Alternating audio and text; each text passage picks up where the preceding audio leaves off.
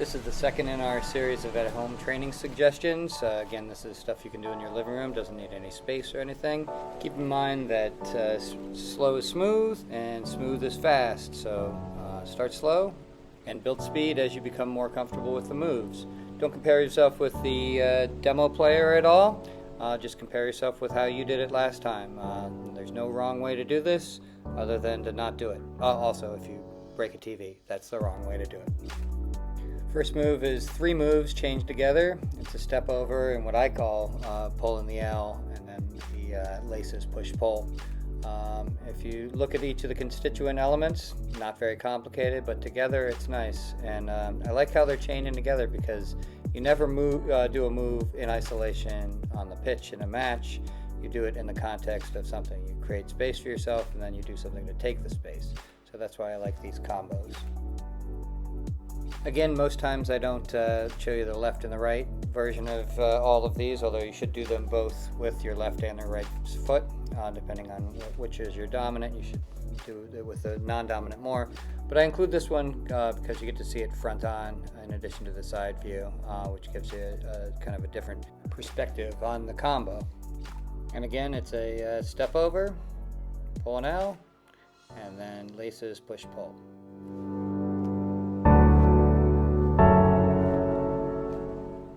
What I like about this one is it adds the doing a step over a slightly moving ball, and just gives you the idea that you don't have to be totally stationary to pull these moves because that's somewhat unrealistic, but it also gives you like the sense of how hard to touch it, that you're not going to end up tripping over it. So it adds an additional challenge of control.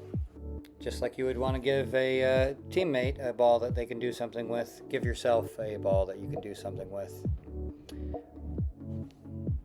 What I like about this combo is it brings to light that the scissors is really something that's not done on its own, but a means to an end. So you scissors, you get the opponent off balance, create space for yourself, and then do something with the space.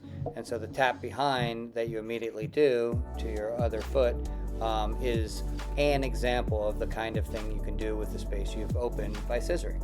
This one gets a little bit away from direct game applicability, but it gets at kind of like a lot of times when we're on the ball, we're not exactly where we need to be. So it shows that you can manipulate a ball even when you're off balance, and just drives home the little micro adjustments that you have to make with your footing in order to be able to pull off the move when the ball is at a less than ideal position.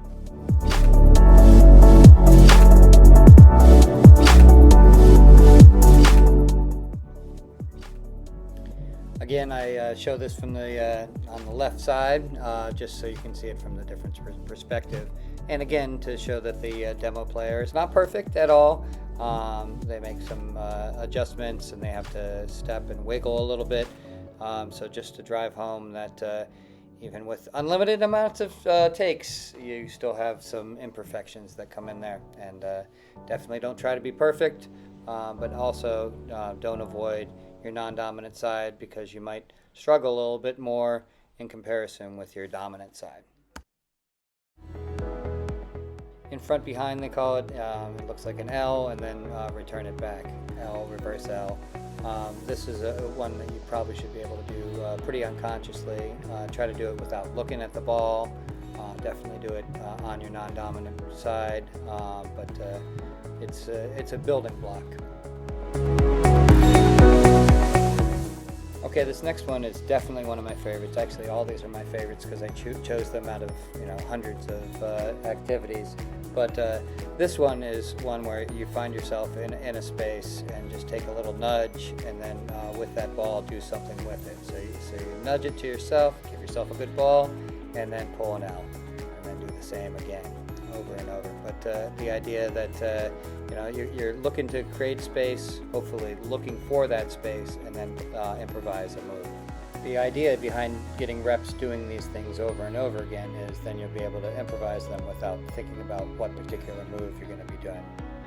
This one was very intimidating the first time that I saw it, but then when I broke it down into its components, I realized it's pretty straightforward and actually a pretty useful way to get some reps on some very effective kinds of movements. So it's whatever they call it, a squeeze push. It looks like kind of a reverse elastico where you're going inside instead of outside, and then it's followed by 2 L's. It definitely looks impressive, but it's actually pretty simple.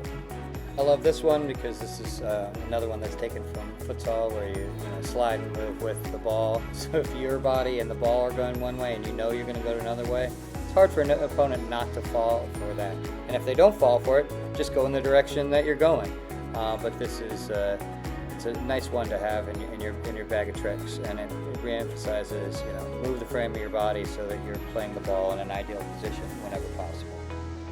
Now we're going to finish off with one that kind of re-emphasizes the point of any move, which is, try to see what the opponent's doing in relation to it. This is something you shouldn't have to be looking right at your foot when you're doing, and if you get the opponent leaning one way, go the other way. And if you don't get them leaning one way, go the way that you're pretending to go.